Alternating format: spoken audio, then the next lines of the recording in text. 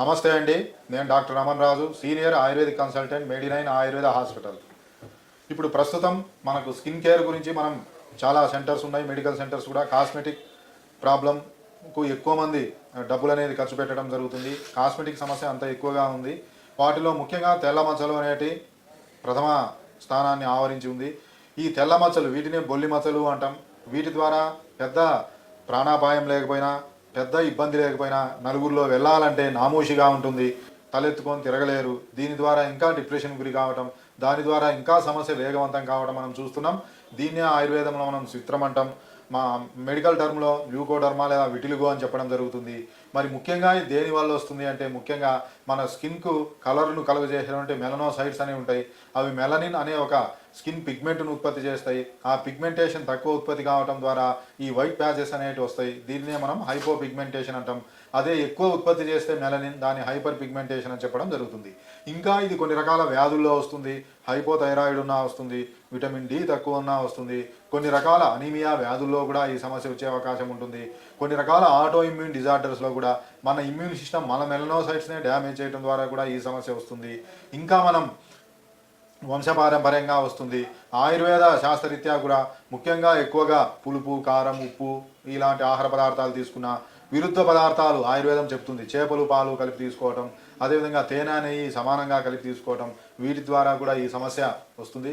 ఇంకా ఆయుర్వేదం ఒక అడుగు ముందుకేసి పాపకర్మం అంటే పూర్వజన్మలో చేసిన పాపం ద్వారా బ్రాహ్మణులను వేధించడం ద్వారా, ఆవులను చంపడం ద్వారా కూడా ఈ విటిలిగో వ్యాధి వస్తుందని మనకు చెప్పడం జరుగుతుంది.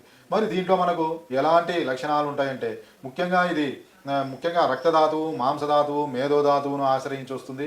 ఇవి ఆయుర్వేద శాస్త్రరీత్యా కూడా 3 రకాలుగా ఉంటాయి. రక్తధాతువును ఆశ్రయించి వస్తే ముఖ్యంగా వచ్చేటటువంటి ప్యాచెస్ లేదా ప్యాచెస్ అనేటి ముఖ్యంగా రక్తం కలర్లో ఉంటాయి, రెడ్ కలర్లో. ఇక్కడ మనకు పిన్నుతో కుచ్చినట్టు, సూదితో కుచ్చినట్టు ఉంటుంది. అదే మాంసధాతువును ఆశ్రయించి వస్తే మనకు ఆ లీజన్స్ లేదా ప్యాచెస్ అనేటి కాపర్ కలర్లో ఉంటాయి. ఇక్కడ ఏమవుతుంది అంటే బర్నింగ్ ఎక్కువ ఉంటుంది. అదే మనకు మేధోధాతువును ఆశ్రయించి చూస్తే వచ్చే ప్యాచెస్ అనేది వైట్ కలర్లో వచ్చి కొంత ఇచ్చింగ్ కూడా ఉండే అవకాశం ఉంటుంది. ఇలా మనకు రక్తధాతువు కంటే మాంసధాతువు, మాంసధాతువు కంటే మేధోధాతువు ఇలా వెళ్ళే కొద్దీ తగ్గడం కష్టం. ఇంకా మనకు ప్యాచెస్ అక్కడొకటి ఉంటే ఈజీగా తగ్గుతాయి, కలిసిపోతే కష్టం తగ్గడం. ఇంకా మనకు ప్యాచెస్ పైన ఉండేటటువంటి వెంట్రుకలు ఏవైతే ఉన్నాయో అవి నార్మల్ కలర్ ఉంటే ఈజీగా తగ్గుతాయి. అలా కాకుండా వైట్ కలర్గా మారితే సమస్య తీవ్రత అనేది ఎక్కువ ఉంటుంది.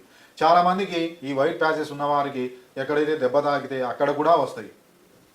ఇది సివియారిటీని ఎక్కువగా మనకు తెలుపుతుంది. వ్రిస్ట్ వాచ్ పెట్టుకున్న ఆ ప్రెజర్కి వస్తుంది. ముఖ్యంగా అండర్వేర్స్ వేసుకున్న దగ్గర కూడా మనకు ఏదైతే బెల్ట్ ఉందో అక్కడ కూడా మనకు వైట్ ప్యాచెస్ వస్తాయి. ముఖ్యంగా స్త్రీలు బ్రాలు వేసుకున్నా కూడా ఆ ప్రెజర్ కూడా అక్కడ కూడా వైట్ ప్యాచెస్ వచ్చే అవకాశం ఉంటుంది. ఇది ఈ తీవ్రతను తెలుస్తుంది, వ్యాధి యొక్క తీవ్రతను తెలుపుతుంది. ఇంకా మనకు చాలామందికి ఈ ముక్కు చివర కానీ, కాలి వేళ్ల చివర, చేతి వేళ్ల చివర, బొడ్డు దగ్గర, జననేంద్రియాల దగ్గర ఇక్కడ వస్తే మిగతా ప్లేస్ కంటే ఇక్కడ వస్తే చాలా టైం తీసుకుంటుంది. అలా మనకు ఆ లక్షణాలను బట్టి కూడా మనకు ఎంత టైం అనేది పట్టేది మనం నిర్ధారించవచ్చు. ముఖ్యంగా ఆయుర్వేద శాస్త్రరీత్యా కూడా పులుపు అనేది ఎక్కువ తీసుకోకూడదు. మెయిన్ మనం అవాయిడ్ చేయవలసింది అదే పనిగా ఎక్కువ పులుపు గల వస్తువులు తీసుకోకూడదు. మరి దీనికి పంచకర్మ ట్రీట్మెంట్లో ముఖ్యంగా అక్కడొకటి ఉంటే లీజన్, దానికి లీజ్ థెరపీ లేదా జలుకావచరణం, జలగల చికిత్స అంటాం. ఇది బాగా అద్భుతంగా పనిచేస్తుంది అక్కడొకటి ఉంటే. అలా కాకుండా ఎక్కువ బాడీ మొత్తం ఉంటే ఈ పంచకర్మల్లో మనం వమన కర్మ, విరేచన కర్మ అనేటి వాటి లక్షణాల ఆధారంగా మనకు ట్రీట్మెంట్ చేయడం జరుగుతుంది. ఎవరికైతే హైపోథైరాయిడ్ ఉండి వైట్ ప్యాచెస్ ఉంటే వాటికి వమన కర్మ అనేది ముఖ్యం. అలా కాకుండా లివర్ సంబంధించిన సమస్యలు ఉండి, బర్నింగ్ ఉండి, రెడ్ కలర్లో ఉంటే విరేచన కర్మ అనేది చాలా ముఖ్యం. ఈ వమనం లేదా విరేచనం చేయడం ద్వారా ఈ బాడీ డిటాక్సిఫికేషన్ జరుగుతుంది. ఎందుకంటే ఈ శరీరంలో ఉండే మలినాలన్నీ తగ్గి ముఖ్యంగా మలినాలన్నీ ప్యూరిఫై అయ్యి ముఖ్యంగా ఈ థైరాయిడ్ సమతా స్థితికి వస్తుంది. ఈ మెలనోసైట్స్ మెలనిన్ను సక్రమంగా స్రవిస్తాయి. ఇంకా మనకు విటమిన్ డి తక్కువ ఉన్నా కూడా పెరుగుతుంది. కాబట్టి వమనం విరేచనం అనేది మనం ఆ లక్షణాలు బట్టి ఇవ్వటం జరుగుతుంది. వీటి తర్వాత మనకు మెడిసిన్స్లో ఆ లక్షణాలను బట్టి బాకూచి కనవటి అని, అరగ్వదాది కషాయం అని, స్విత్రారస్ అని, చిత్రక రసాయనం అని ఇలా రకరకాల మందులు ఉంటాయి. లక్షణాలను బట్టి మనకు ట్రీట్మెంట్ అనేది వేరు ఉంటుంది. డాక్టర్ల సలహా మేరకు ఇవి వాడవలసి వస్తుంది. జనరల్గా మనం ఇంట్లో కూడా కొంచెం వేపాకు చూర్ణం, అదేవిధంగా పసుపు చూర్ణం, మెంతిపొడి చూర్ణం ఇవి సమానంగా కలిపి ఉదయం నైట్ తీసుకుంటే జనరల్గా ప్రాథమిక దశలో ఉన్నటువంటి తెల్ల మచ్చలు తగ్గే అవకాశం ఉంటుంది. ఇంకా ఇవి ముదిరితే మనకు పంచకర్మలు మరియు మెడికల్ ట్రీట్మెంట్ అనేది అవసరం. ఈ మెడినైన్ ఆయుర్వేద హాస్పిటల్లో ముఖ్యంగా ఈ విటిలిగో తెల్ల మచ్చలకు మంచి ట్రీట్మెంట్ ఉంది. ఈ పంచకర్మ చికిత్సా పద్ధతులు అన్నీ కూడా మన దగ్గర అవైలబిలిటీ ఉన్నాయి. కాబట్టి ఎవరైనా సరే ఈ తెల్ల మచ్చలతో అనేక మందులు తీసుకొని విసిగి వేసారిపోయి తగ్గక ఎన్ని వాడినా నిస్పృహ నిరాశతో ఉంటే ఒక్కసారి మీ రిపోర్ట్స్తో మన మెడినైన్ ఆయుర్వేద హాస్పిటల్లో సంప్రదించండి.